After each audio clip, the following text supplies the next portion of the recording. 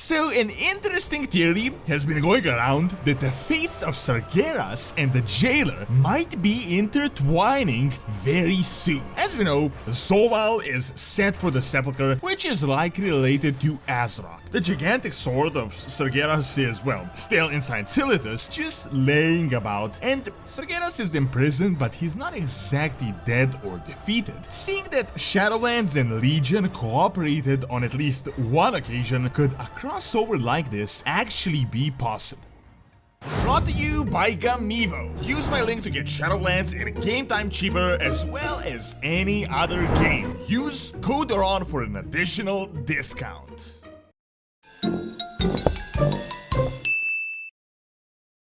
So this is a really big topic and definitely into heavy speculation territory, but I think it is actually possible and something could be happening. With the most recent ending of 9.1, we know that the Jailer has accomplished his mission, at least the current mission. He freed himself from his prison, he acquired the Sigil and the Sigils, and his true form, the form of the original Arbiter of the Shadowlands, and as far as we know, he's now bound for the Sepulchre. Of course, we still have no idea what exactly the Sepulchre is, but we do know some things about it that we can make some speculations on. See, long ago, Zowal was the original Arbiter of the Afterlife, the guy in charge of sorting out souls and sending them to their realms.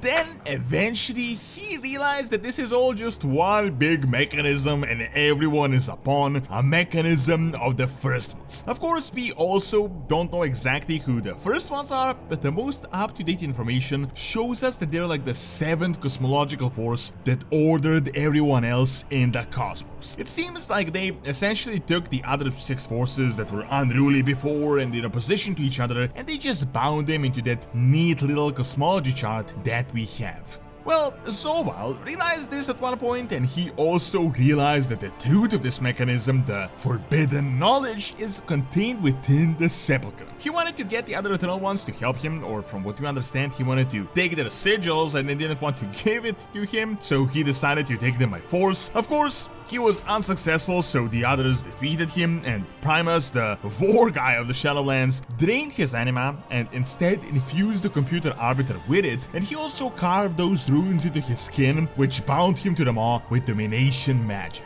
Since then, he has been trying to break free and to try to find the Sepulchre, which is like the key to the universe, and now he is closer than he ever actually was to reaching it. Now, why am I giving you all this info, all this depth? Because I really want to tie it into the point of why this might just be related to Azeroth and ultimately even Sargeras. First, the most obvious hint. Jailer told us right at the start of the expansion that death is coming for our world soul, more than likely talking about death as a cosmological force, not that he's just going to kill Azeroth. Second hint is that the power of Azeroth through us as champions could empower the first one artifacts in the Maw, as we had already seen. This more than obviously ties Azeroth to the first ones. Second, for like a decade, we've known that Azeroth is really special, like really special. Seriously, every force has been after it. The Old Gods, the Titans, Sargeras, and now the Jailer as well. The current mainstream story is that Azeroth is actually a really powerful world soul, a nascent Titan that is yet to awaken, but once it does, it will be stronger than any Titan before. However,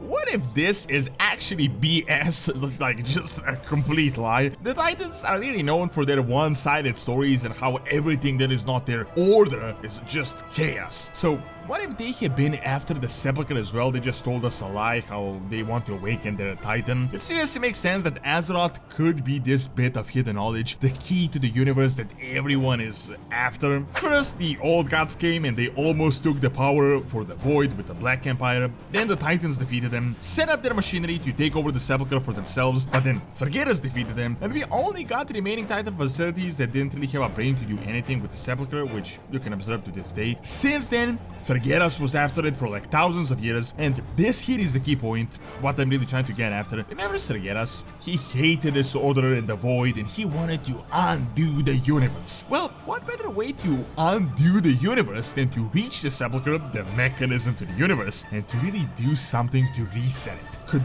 this really be the reason why he was just so hell-bent on invading Azeroth? Maybe the Titans just gave us the BS story that he wanted the Super Titan because they didn't want anyone to know about the Sepulchre, as, you know, that is an incredibly hidden secret. In fact, the broker that learned about it said it is the most well-kept secret in the entire universe. Now, next down the line is the Jailer, and he may actually be reaching it quite soon. However, could this tie in with Sargeras? Well, as you may know, Sargeras was actually manipulated, as we've learned most recently, by Denatrius, and more than likely the Jailer indirectly. In fact, Shadowlands was responsible for his corruption, or at least that is what we were told. However, what if after their corruption they actually collaborated? The most obvious bit of collaboration is the creation of the Lich King, as we know that Kil'jaeden did this with the help of the Shadowlands. What if the Dreadlords didn't toy with Kil'jaeden, but they actually came to a deal? Maybe the Sepulchre doesn't need to be siphoned to get empowered, but actually destroyed, and maybe after it is destroyed, the cosmological forces would revert back to their primal chaotic state. Well,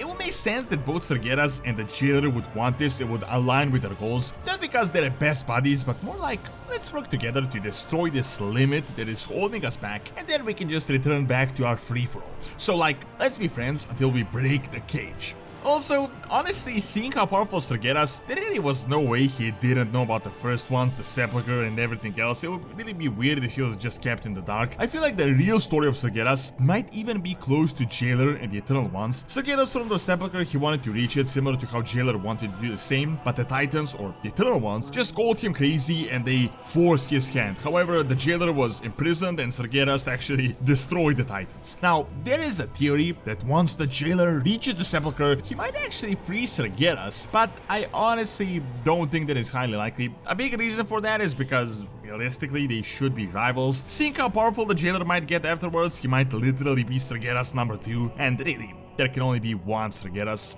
However, what I think is probable and what could really be interesting is the Sword of Sargeras that we know is still in Silithus. See, we did cleanse it, but as far as we know, the sword reaches the World Soul, aka the Sepulchre, as is the theory. What if the Jailer uses this exact spot to access the Sepulchre and he takes the sword in order to continue his crusade?